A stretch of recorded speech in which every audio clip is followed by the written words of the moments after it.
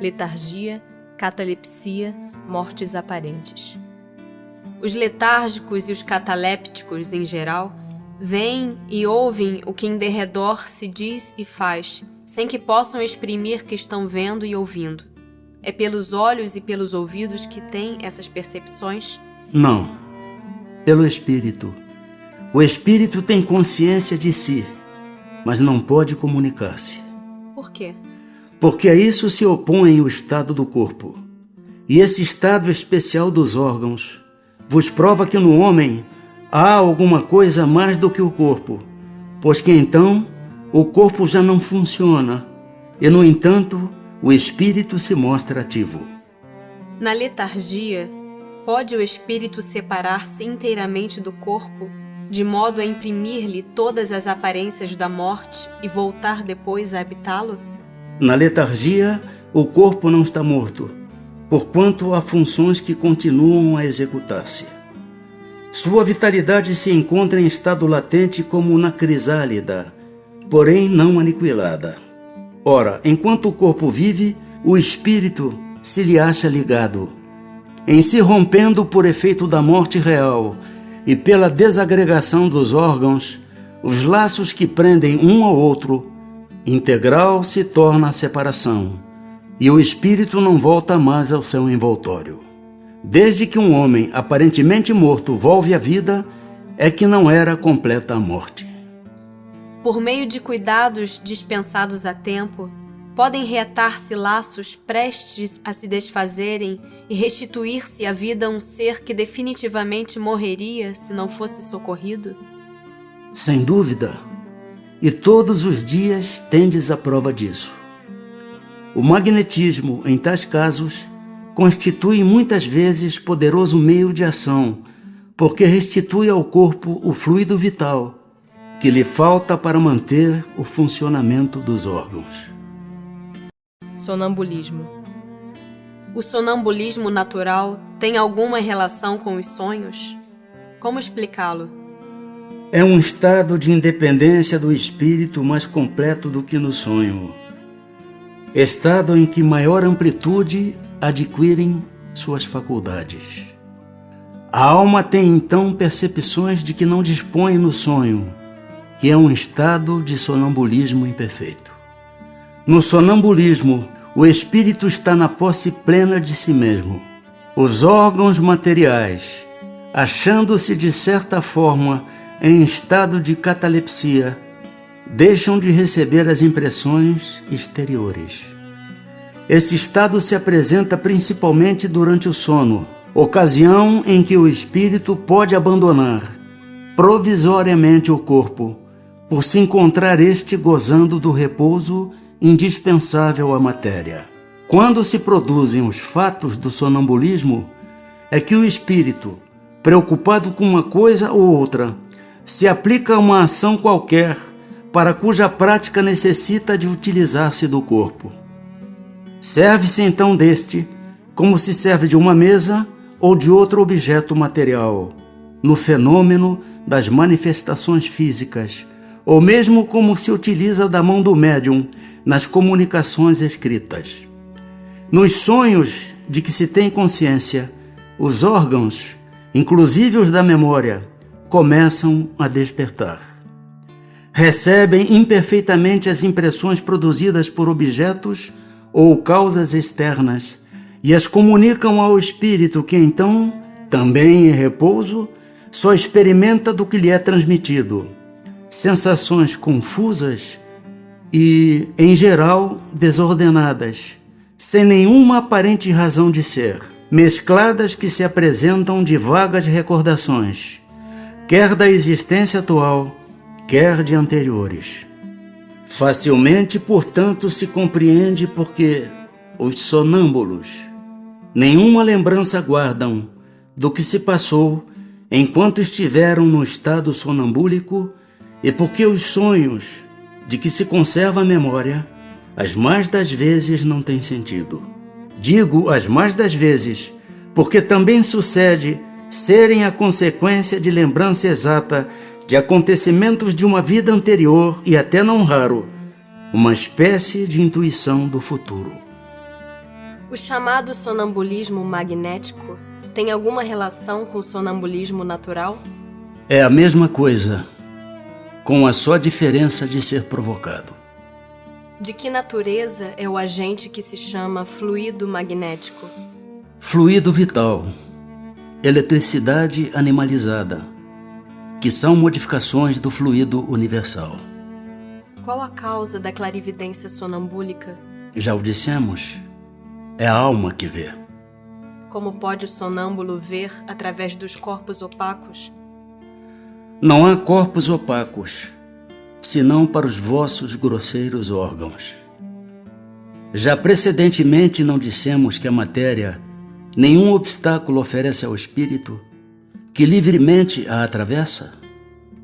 Frequentemente ouvis o sonâmbulo dizer que vê pela fronte, pelo punho, etc. Porque achando-vos inteiramente presos à matéria, não compreendeis, lhe seja possível ver sem o auxílio dos órgãos.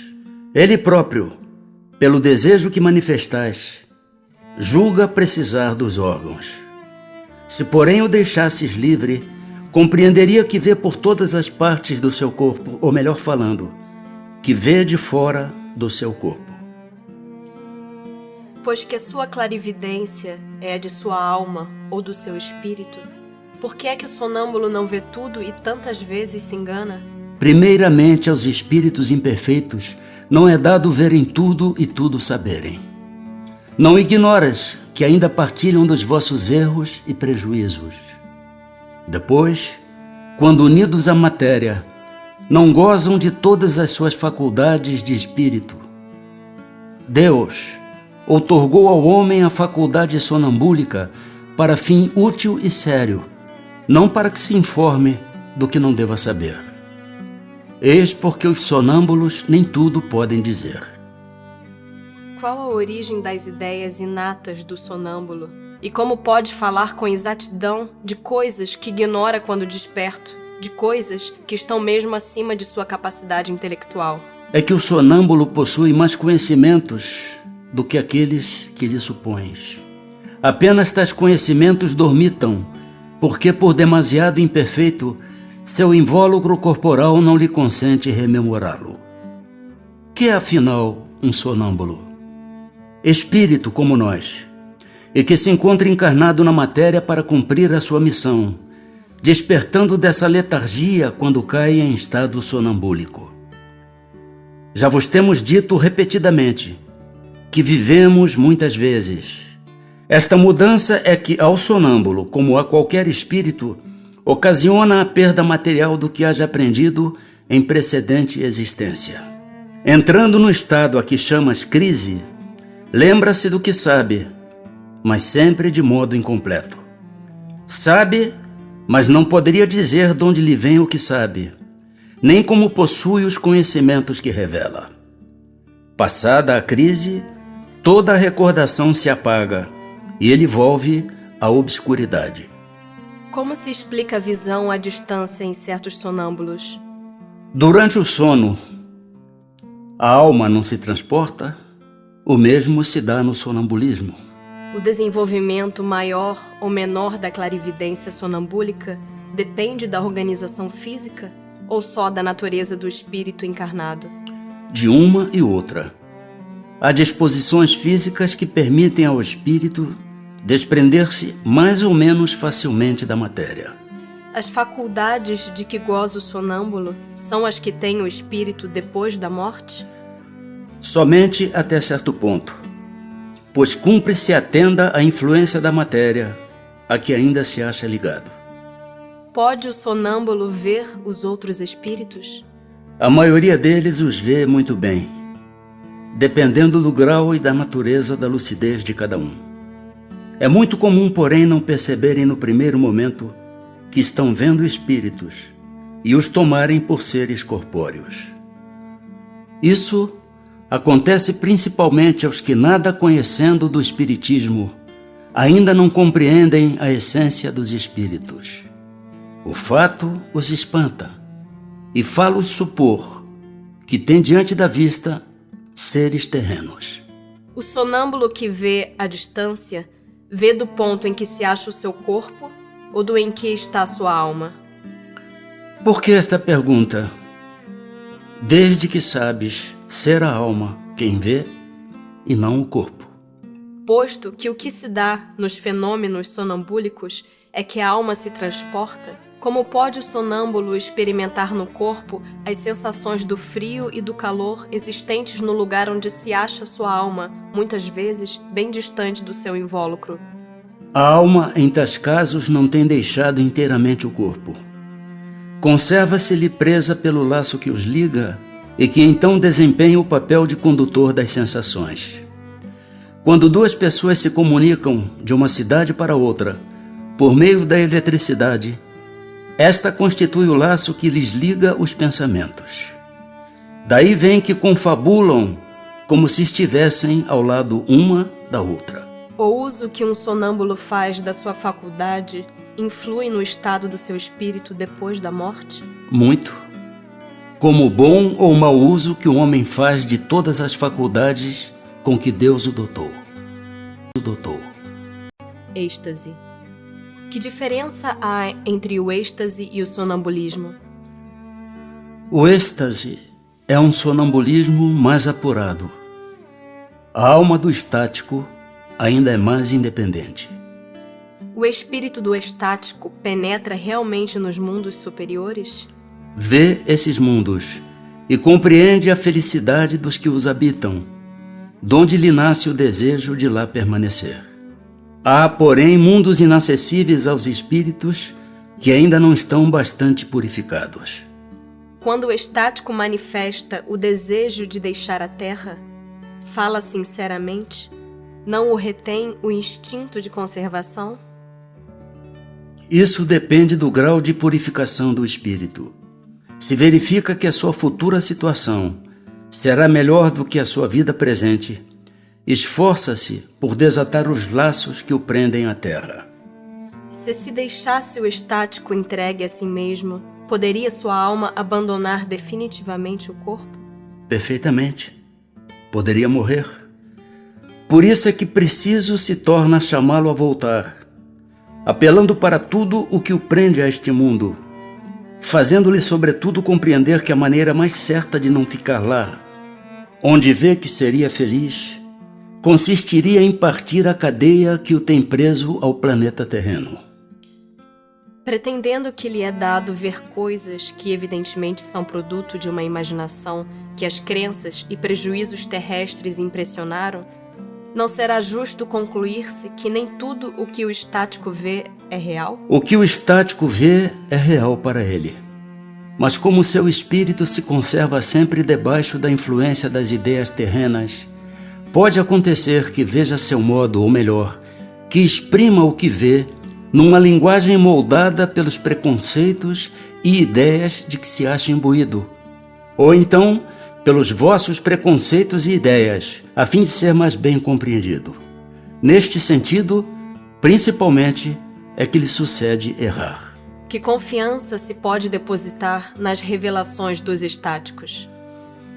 O estático está sujeito a enganar-se muito frequentemente, sobretudo quando pretende penetrar no que deva continuar a ser mistério para o homem. Porque então se deixa levar pela corrente das suas próprias ideias, ou se torna joguete de espíritos mistificadores que se aproveitam da sua exaltação para fasciná-lo. Que deduções se podem tirar dos fenômenos do sonambulismo e do êxtase? Não constituirão uma espécie de iniciação na vida futura? A bem dizer, mediante esses fenômenos, o homem entrevê a vida passada e a vida futura. Estude-os e achará o esclarecimento de mais de um mistério que a sua razão inutilmente procura devassar. Poderiam tais fenômenos adequar-se às ideias materialistas? Aquele que os estudar de boa fé e sem prevenções não poderá ser materialista nem ateu. Dupla vista. O fenômeno a que se dá a designação de dupla vista tem alguma relação com o sonho e o sonambulismo? Tudo isso é uma só coisa. O que se chama dupla vista é ainda resultado da libertação do espírito, sem que o corpo seja adormecido. A dupla vista ou segunda vista é a vista da alma. É permanente a segunda vista? A faculdade é, o exercício não. Em os mundos menos materiais do que o vosso, os espíritos se despreendem mais facilmente e se põem em comunicação apenas pelo pensamento, sem que todavia fique abolida a linguagem articulada. Por isso mesmo, em tais mundos, a dupla vista é faculdade permanente para a maioria de seus habitantes, cujo estado normal se pode comparar ao dos vossos sonâmbulos lúcidos. Essa também é a razão porque esses espíritos se vos manifestam com maior facilidade do que os encarnados em corpos mais grosseiros. A segunda vista aparece espontaneamente ou por efeito da vontade de quem a possui como faculdade? As mais das vezes é espontânea, porém a vontade também desempenha com grande frequência importante papel no seu aparecimento. Toma, por exemplo, de uma dessas pessoas, pseudo-adivinhas, algumas das quais dispõem desta faculdade, e verás que é com auxílio da própria vontade que se colocam no estado de terem a dupla vista e o que chamas visão. A dupla vista é suscetível de desenvolver-se pelo exercício? Sim.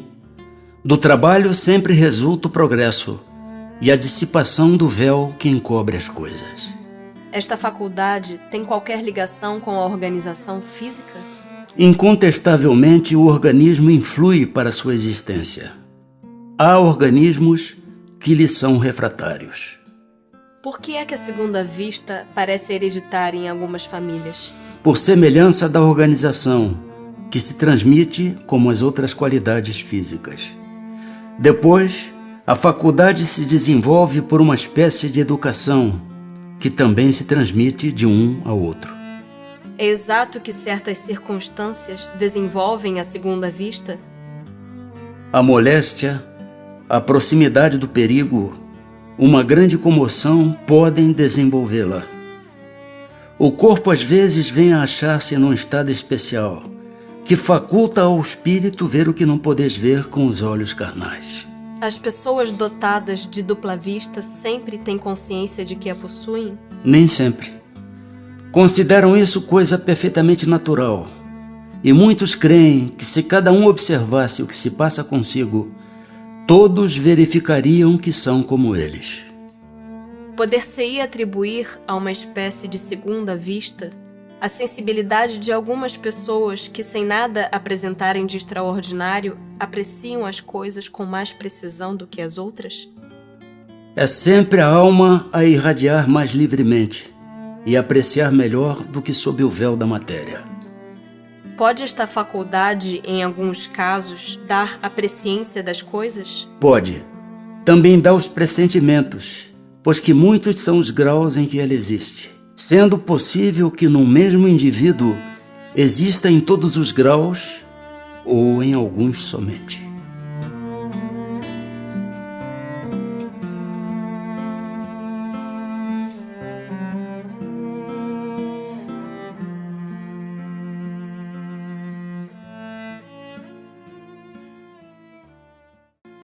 Capítulo 9. Da intervenção dos espíritos no mundo corporal.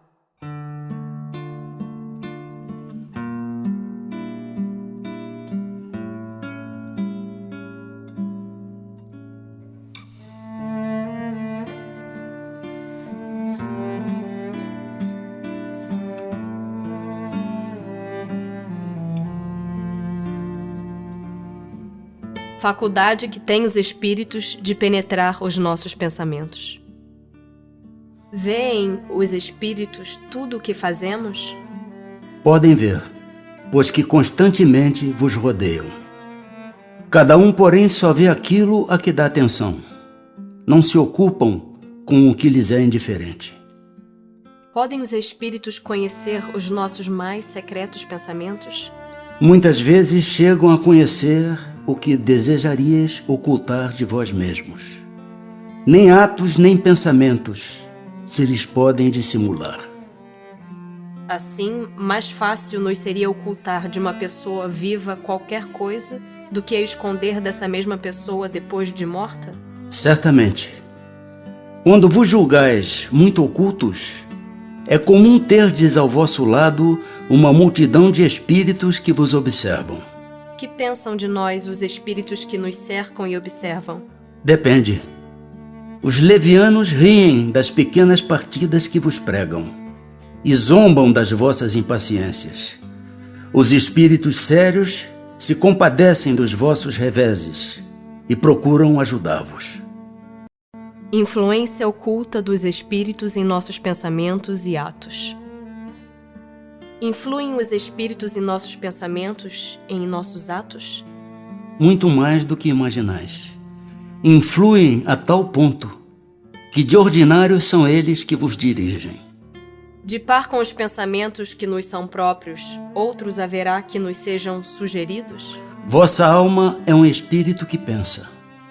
Não ignorais que frequentemente muitos pensamentos vos acodem a um tempo sobre o mesmo assunto, e não raro contrários uns aos outros? Pois bem, no conjunto deles estão sempre de mistura os vossos com os nossos. Daí a incerteza em que vos vedes. É que tendes em vós duas ideias a se combaterem. Como havemos de distinguir os pensamentos que nos são próprios dos que nos são sugeridos? Quando um pensamento vos é sugerido, tendes a impressão de que alguém vos fala. Geralmente os pensamentos próprios são os que acodem em primeiro lugar. Afinal, não vos é de grande interesse estabelecer essa distinção. Muitas vezes é útil que não saibais fazê-la. Não a fazendo, obra o homem com mais liberdade. Se decide pelo bem, é voluntariamente que o pratica. Se toma o mau caminho, maior será a sua responsabilidade. É sempre dentro de si que os homens inteligentes e de gênio tiram suas ideias? Algumas vezes, essas ideias vêm do seu próprio espírito. Porém, de outras muitas, lhes são sugeridas por espíritos que o julgam capazes de compreendê-las e dignos de vulgarizá-las. Quando tais homens não as acham em si mesmos, apelam para a inspiração. Fazem assim, sem o suspeitarem, uma verdadeira evocação. Diz-se comumente ser sempre bom o primeiro impulso. É exato? Pode ser bom ou mal, conforme a natureza do espírito encarnado. É sempre bom naquele que atende às boas inspirações. Como distinguirmos se um pensamento sugerido procede de um bom espírito ou de um espírito mau? Estudai o caso. Os bons espíritos só para o bem aconselham. Compete-vos discernir. Com que fim os espíritos imperfeitos nos induzem ao mal? Para que sofrais como eles sofrem. E isso lhes diminui os sofrimentos? Não, mas fazem-no por inveja, por não poderem suportar que haja seres felizes. De que natureza é o sofrimento que procuram infligir aos outros? Os que resultam de ser de ordem inferior à criatura e de estar afastada de Deus. Por que permite Deus que espíritos nos excitem ao mal? Os espíritos imperfeitos são instrumentos próprios a pôr em prova a fé e a constância dos homens na prática do bem. Como espírito que és, tens que progredir na ciência do infinito. Daí o passares pelas provas do mal para chegares ao bem.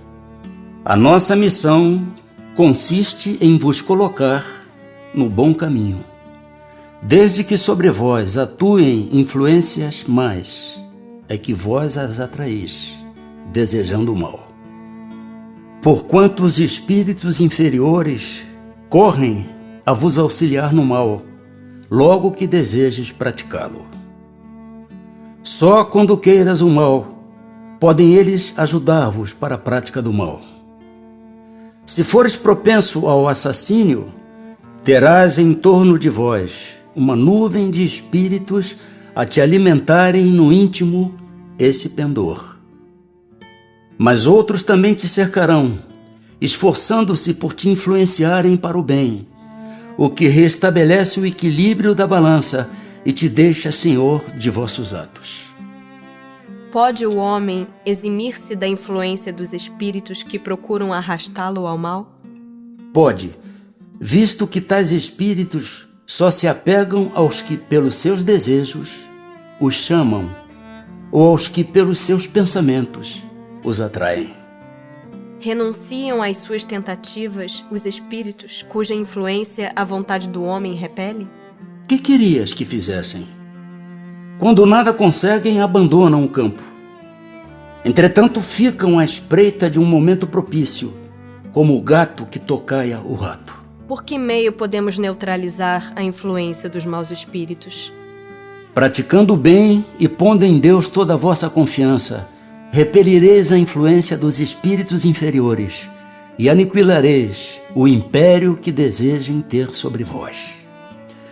Guardai-vos de atender às sugestões dos espíritos que vos suscitam maus pensamentos, que sopram a discórdia entre vós outros e que vos insuflam as paixões más.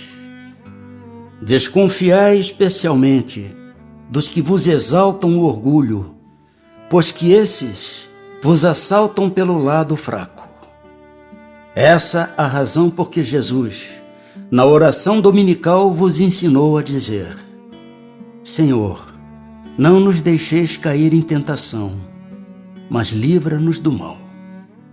Os espíritos que ao mal procuram induzir-nos e que põem assim em prova a nossa firmeza no bem, procedem desse modo cumprindo missão? E se assim é, cabe-lhes alguma responsabilidade? A nenhum espírito é dada a missão de praticar o mal. Aquele que o faz por conta própria, sujeitando-se, portanto, às consequências. Pode Deus permitir-vos que assim proceda, para vos experimentar.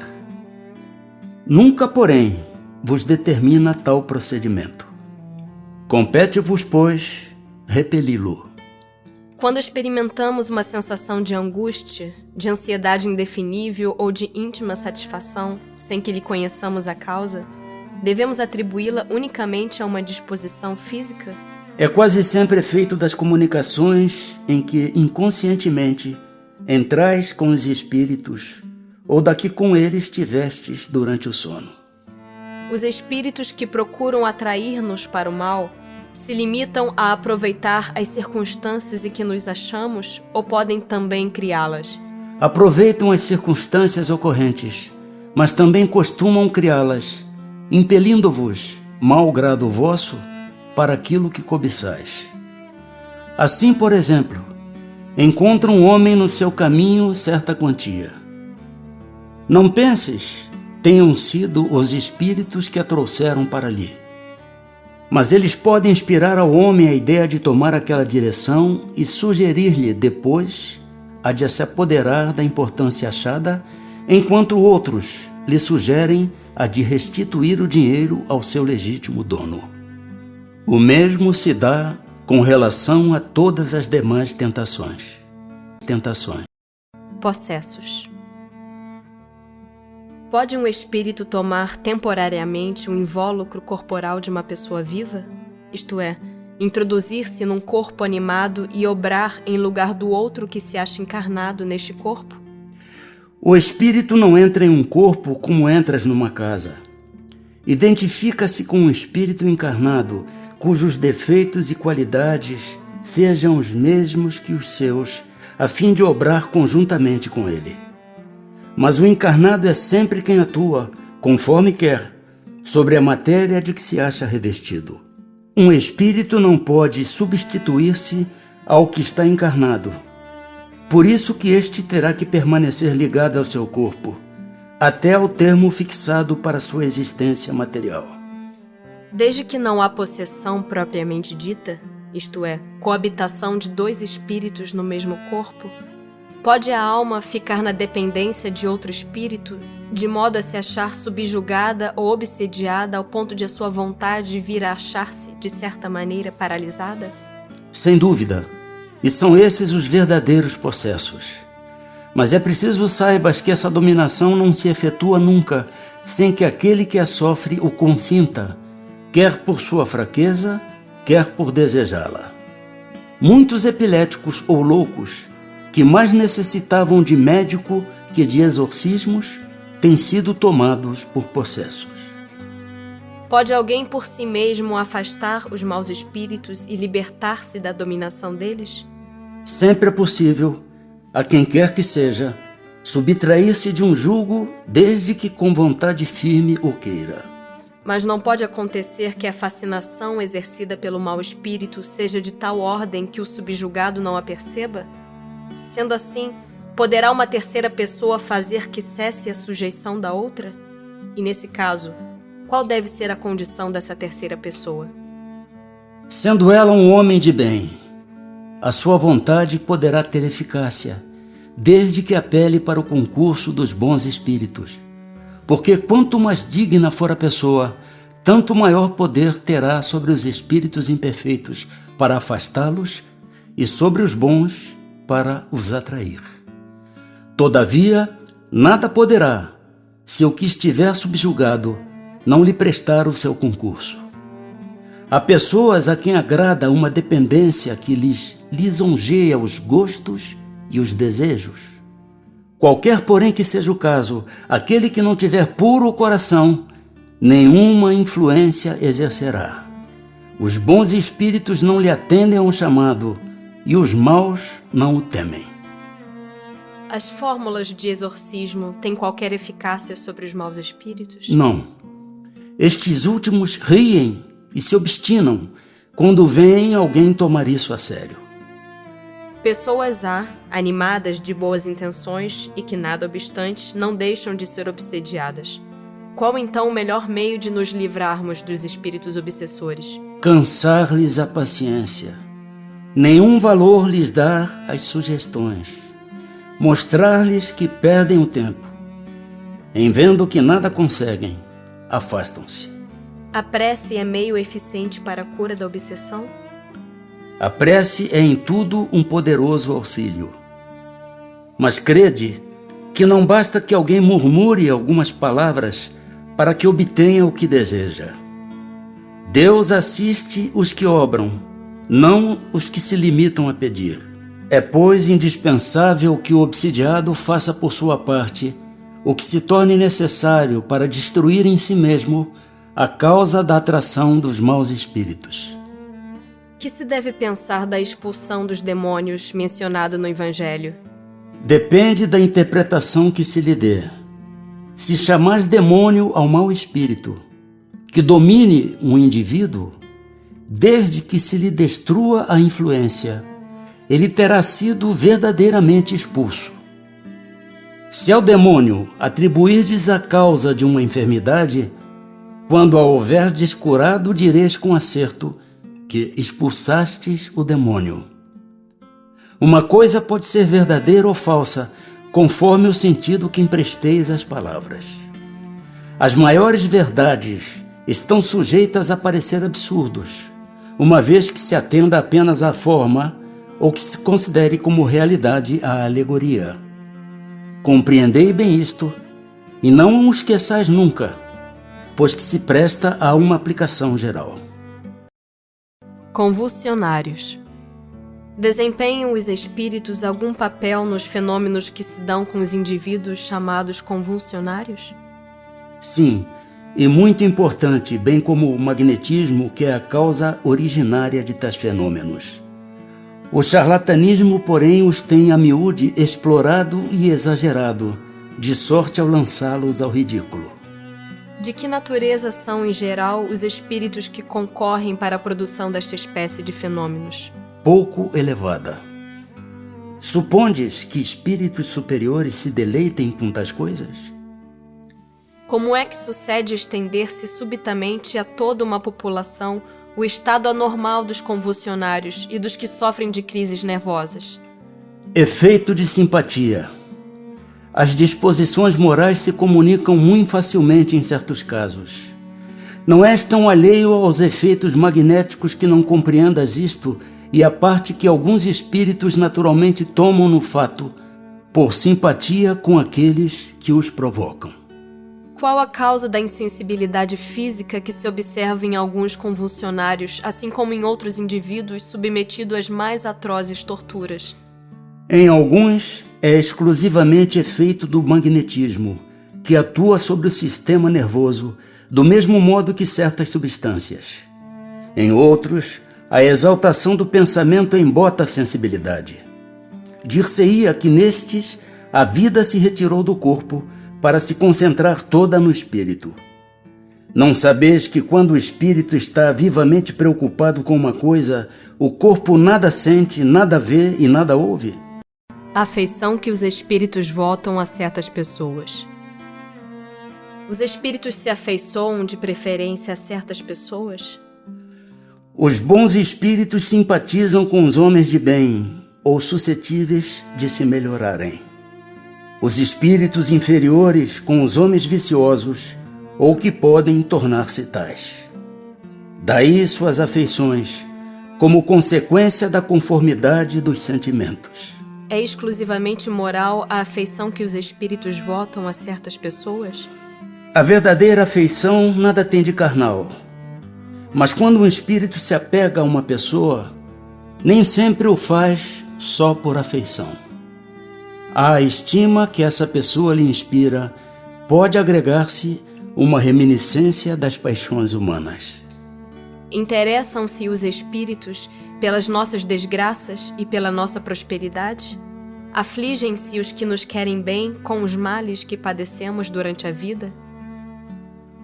Os bons espíritos fazem todo o bem que lhes é possível e se sentem ditosos com as vossas alegrias. Afligem-se com os vossos males, quando os não suportais com resignação, porque nenhum benefício então tirais deles, assemelhando-vos em tais casos ao doente que rejeita a beberragem amarga que o há de curar. Dentre os nossos males, de que natureza são os de que mais se afligem os espíritos por nossa causa? Serão os males físicos ou os morais? O vosso egoísmo e a dureza dos vossos corações. Daí decorre tudo mais. Riem-se de todos esses males imaginários que nascem do orgulho e da ambição. Rejubilam com os que redundam na abreviação do tempo das vossas provas. Os parentes e amigos que nos precederam na outra vida, maior simpatia nos votam do que os espíritos que nos são estranhos? Sem dúvida, e quase sempre vos protegem como espíritos, de acordo com o poder de que dispõem. São sensíveis à afeição que lhes conservamos? Muito sensíveis, mas esquecem-se daqueles que os esquecem. Anjos da guarda. Espíritos protetores, familiares ou simpáticos. Há espíritos que se liguem em particular a um indivíduo para protegê-lo? Há o irmão espiritual, o que chamais o bom espírito ou o bom gênio. Que se deve entender por anjo de guarda ou anjo guardião? O espírito protetor, pertencente a uma ordem elevada. Qual a missão do espírito protetor? A de um pai com relação aos filhos. A de guiar o seu protegido pela senda do bem, auxiliá-lo com seus conselhos, consolá-lo nas suas aflições, levantar-lhe o ânimo nas provas da vida. O espírito protetor se dedica ao indivíduo desde o seu nascimento? Desde o nascimento até a morte, e muitas vezes o acompanha na vida espírita depois da morte, e mesmo através de muitas existências corpóreas, que mais não são do que fases curtíssimas da vida do espírito. É voluntária ou obrigatória a missão do espírito protetor? O espírito fica obrigado a vos assistir, uma vez que aceitou esse encargo. Cabe-lhe, porém, o direito de escolher seres que lhe sejam simpáticos. Para alguns, é um prazer. Para outros, missão ou dever. Renuncia o espírito a proteger outros indivíduos? Não, mas protege-os menos exclusivamente. O espírito protetor fica fatalmente preso à criatura confiada à sua guarda? Frequentemente sucede que alguns espíritos deixam suas posições de protetores para desempenhar diversas missões, mas nesse caso, outros os substituem. Poderá dar-se que o espírito protetor abandone o seu protegido por se lhe mostrar este rebelde aos conselhos? Afasta-se quando vê que seus conselhos são inúteis e que mais forte é no seu protegido a decisão de submeter-se à influência dos espíritos inferiores. Mas não o abandona completamente e sempre se faz ouvir. É então o homem quem tapa os ouvidos. O protetor volta, desde que este o chame. Instruções dos Espíritos. São Luís, Santo Agostinho. É uma doutrina esta dos anjos guardiães, que pelo seu encanto e doçura deverá converter os mais incrédulos. Não vos parece grandemente consoladora a ideia de terdes sempre junto de vós seres que vos são superiores, prontos sempre a vos aconselhar e amparar, a vos ajudar na ascensão da abrupta montanha do bem, mais sinceros e dedicados amigos do que todos os que mais intimamente se vos liguem na terra? Eles se acham ao vosso lado por ordem de Deus. Foi Deus quem aí os colocou, e aí permanecendo por amor de Deus, desempenham bela, porém penosa missão. Sim, onde quer que estejais, estarão convosco. Nem nos cárceres, nem nos hospitais, nem nos lugares de devassidão, nem na solidão, estais separados desses amigos a quem não podeis ver, mas cujo brando influxo vossa alma sente, ao mesmo tempo que lhes ouve os ponderados conselhos. Ah, se conhecesses bem esta verdade, quanto vos ajudaria nos momentos de crise, quanto vos livraria dos maus espíritos. Mas, ó, quantas vezes no dia solene não se verá esse anjo constrangido a vos observar? Não te aconselhei isto? Entretanto não o fizeste. Não te mostrei o abismo? Contudo nele te precipitaste. Não fiz ecoar na tua consciência a voz da verdade. Preferiste, no entanto, seguir os conselhos da mentira. Ó, interrogai os vossos anjos guardiães. Estabelecei entre eles e vós essa terna intimidade que reina entre os melhores amigos. Não penseis em lhes ocultar nada, pois que eles têm o olhar de Deus e não podeis enganá-los. Pensai no futuro, procurai adiantar-vos na vida presente. Assim fazendo, encurtareis vossas provas e mais felizes tornareis as vossas existências. Vamos, homens, coragem. De uma vez por todas lançai para longe todos os preconceitos e ideias preconcebidas. Entrai na nova senda que diante dos passos se vos abre. Caminhai, tendes guias, segui-os, que a meta não vos pode faltar, porquanto essa meta é o próprio Deus. Aos que considerem possível que espíritos verdadeiramente elevados se consagrem à tarefa tão laboriosa e de todos os instantes, diremos que nós vos influenciamos as almas, estando embora muitos milhões de léguas distantes de vós. O espaço para nós nada é, e não obstante viverem noutro mundo, os nossos espíritos conservam suas ligações com os vossos. Gozamos de qualidades que não podeis compreender, mas ficai certos de que Deus não nos impôs tarefa superior às nossas forças e de que não vos deixou sós na terra sem amigos e sem amparo. Cada anjo de guarda tem o seu protegido, pelo qual vela como o pai pelo filho. Alegra-se quando o vê no bom caminho, sofre quando ele lhe despreza os conselhos. Não receeis fatigar-nos com as vossas perguntas, ao contrário, procurai estar sempre em relação conosco, sereis assim mais fortes e mais felizes.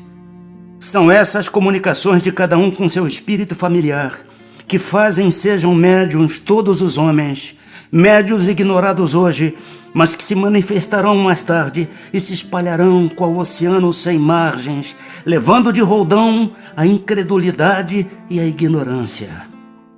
Homens doutos, instruí os vossos semelhantes. Homens de talento, educai os vossos irmãos. Não imaginais que obra fazeis desse modo?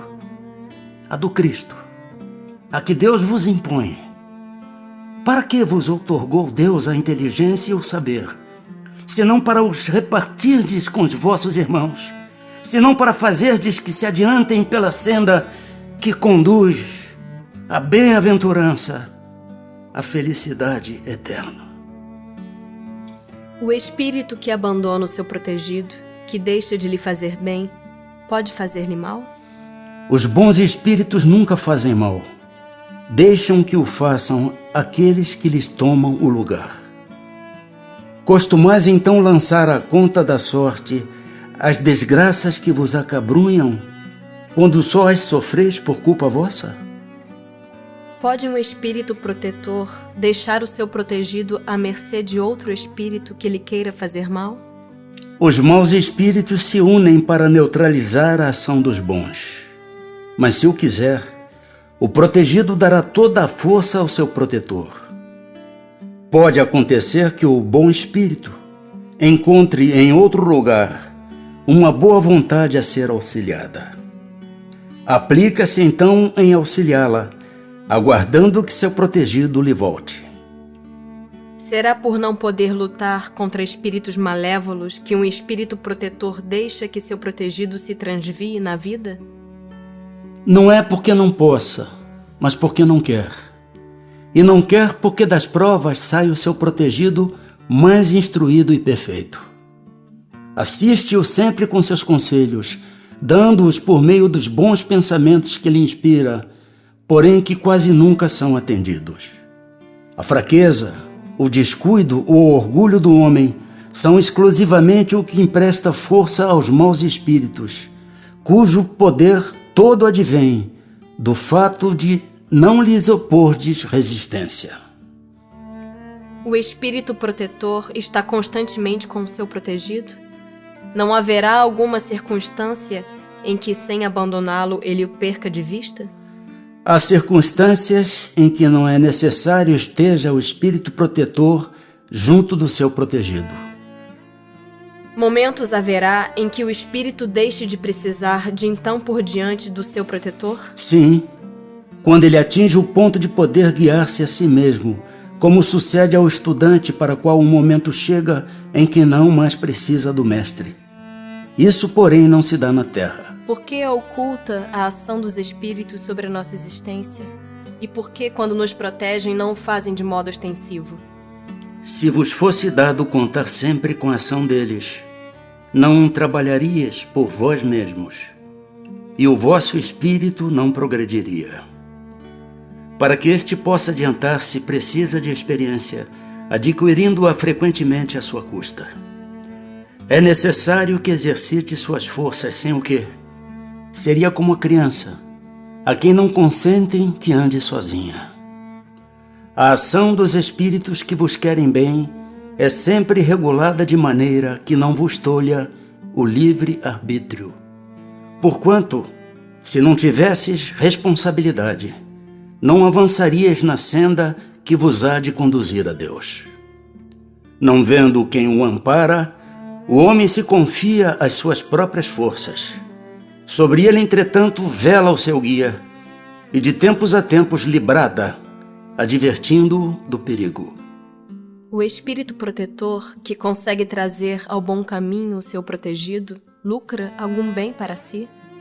Constitui isso um mérito que lhe é levado em conta, seja para seu progresso, seja para sua felicidade. Sente-se ditoso quando vê bem-sucedidos os seus esforços, o que representa para ele um triunfo, como o triunfo é para um preceptor os bons êxitos do seu educando. É responsável pelo mau resultado de seus esforços? Não, pois que fez o que de si dependia. Sofre o espírito protetor quando vê que seu protegido segue mau caminho, não obstante os avisos que dele recebe?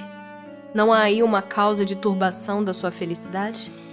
Magoam-no os erros do seu protegido, a quem lastima. Tal aflição, porém, não tem analogia com as angústias da paternidade terrena, porque ele sabe que há remédio para o mal e que o que não se faz hoje, amanhã se fará. Poderemos sempre saber o nome do espírito nosso protetor ou anjo de guarda?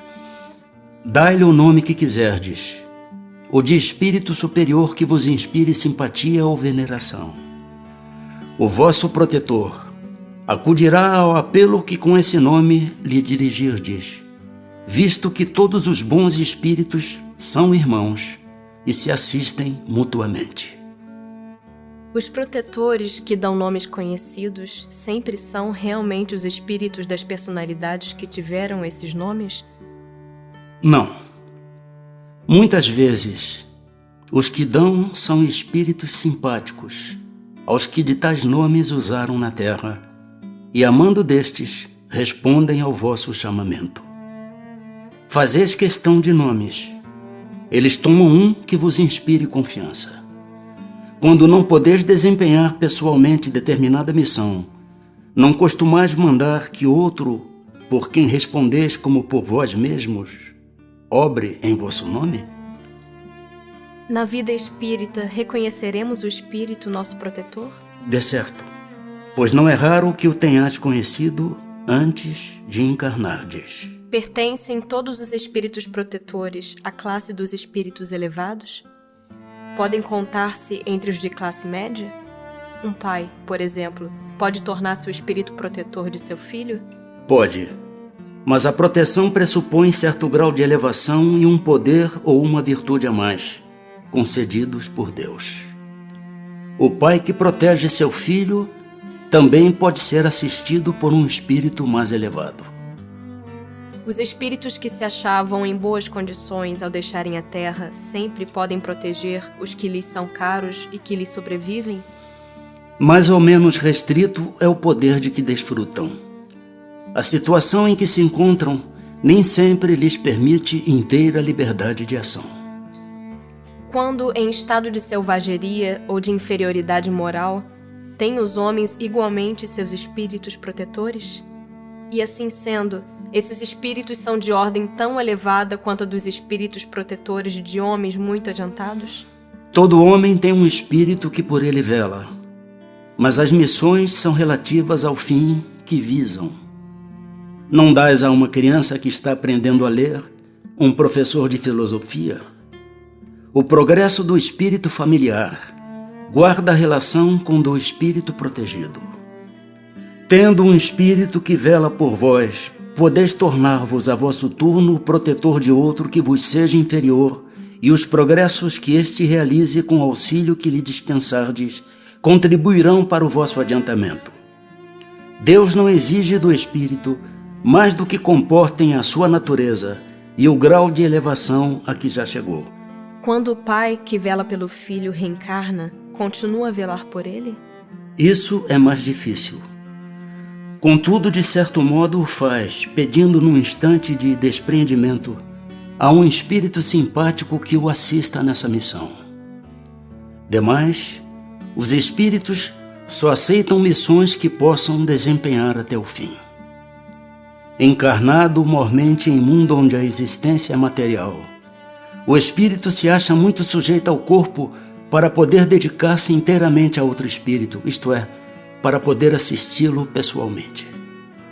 Tanto assim que os que ainda não se elevaram bastante são também assistidos por outros que lhes estão acima, de tal sorte que se por qualquer motivo um vem a faltar, outro lhe supre a falta.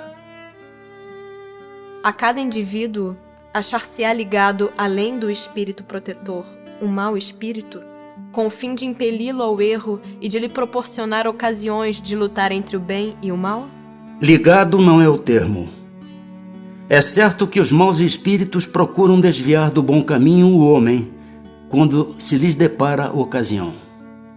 Sempre, porém, que um deles se liga a um indivíduo, o faz por si mesmo, porque conta ser atendido.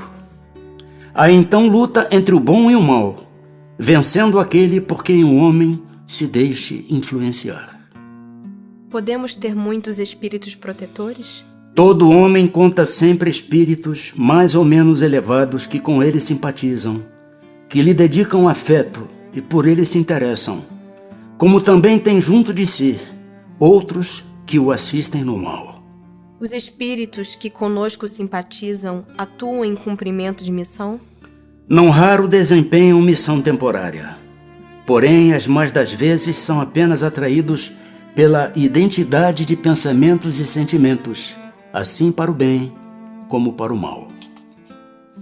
Parece lícito deduzir-se daí que os espíritos a quem somos simpáticos podem ser bons ou maus, não? Sim, qualquer que seja o seu caráter, o homem sempre encontra espíritos que com ele simpatizem. Os espíritos familiares são os mesmos a quem chamamos espíritos simpáticos ou espíritos protetores? Há gradações na proteção e na simpatia. Dai a eles os nomes que quiserdes. O espírito familiar é antes o amigo da casa. Que se há de pensar dessas pessoas que se ligam a certos indivíduos para levá-los à perdição ou para guiá-los pelo bom caminho? Efetivamente, certas pessoas exercem sobre outras uma espécie de fascinação que parece irresistível. Quando isso se dá no sentido do mal, são maus espíritos, de que outros espíritos também maus se servem para subjugá-las. Deus permite que tal coisa ocorra, para vos experimentar. Poderiam os nossos bons e maus gênios encarnar a fim de mais de perto nos acompanharem na vida? Isso às vezes se dá.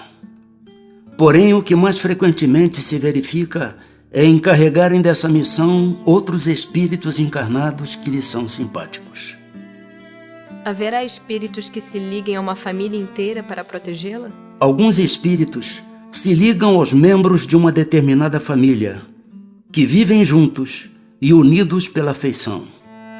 Mas não acrediteis em espíritos protetores do orgulho das raças. Assim como são atraídos pela simpatia para certos indivíduos, são-no igualmente os espíritos por motivos particulares para as reuniões de indivíduos? Os espíritos preferem estar no meio dos que se lhes assemelham. Acham-se aí mais à vontade e mais certos de serem ouvidos. É pelas suas tendências que o homem atrai os espíritos. Isso, quer esteja só, quer faça parte de um todo coletivo, como uma sociedade, uma cidade ou um povo. Portanto, as sociedades, as cidades e os povos são de acordo com as paixões e o caráter neles predominantes, assistidos por espíritos mais ou menos elevados. Os espíritos imperfeitos se afastam dos que os repelem. Segue-se que o aperfeiçoamento moral das coletividades, como o dos indivíduos, tende a afastar os maus espíritos e atrair os bons, que estimulam e alimentam nelas o sentimento do bem, como outros lhes podem alimentar as paixões grosseiras. As aglomerações de indivíduos, como as sociedades, as cidades, as nações, têm espíritos protetores especiais? Tem. Pela razão de que esses agregados são individualidades coletivas que, caminhando para um objetivo comum, precisam de uma direção superior. Os espíritos protetores das coletividades são de natureza mais elevada do que os que se ligam aos indivíduos? Tudo é relativo ao grau de adiantamento, quer se trate de coletividades, quer de indivíduos. Podem certos espíritos auxiliar o progresso das artes, protegendo os que às artes se dedicam? Há espíritos protetores especiais e que assistem os que os invocam quando dignos dessa assistência. Que queres, porém, que façam com os que julgam ser o que não são? Não lhes cabe fazer que os cegos vejam nem que os surdos ouçam. Pressentimentos. O pressentimento é sempre um aviso do espírito protetor?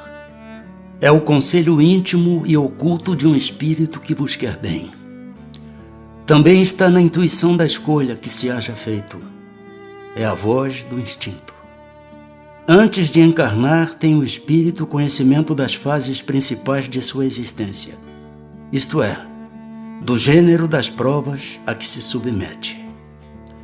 Tendo estas caráter assinalado, ele conserva no seu foro íntimo uma espécie de impressão de tais provas, e esta impressão, que é a voz do instinto, fazendo-se ouvir, quando lhe chega o momento de sofrê-las, se torna então pressentimento. Acontecendo que os pressentimentos e a voz do instinto são sempre algum tanto vagos, que devemos fazer na incerteza em que ficamos? Quando te achares na incerteza, invoca o teu bom espírito, ou ora a Deus, soberano Senhor de todos, e Ele te enviará um de seus mensageiros, um de nós. Os avisos dos espíritos protetores objetivam unicamente o nosso procedimento moral, ou também o proceder que devamos adotar nos assuntos da vida particular? Tudo. Eles se esforçam para que vivais o melhor possível, mas quase sempre tapais os ouvidos aos avisos salutares e vos tornais desgraçados por culpa vossa.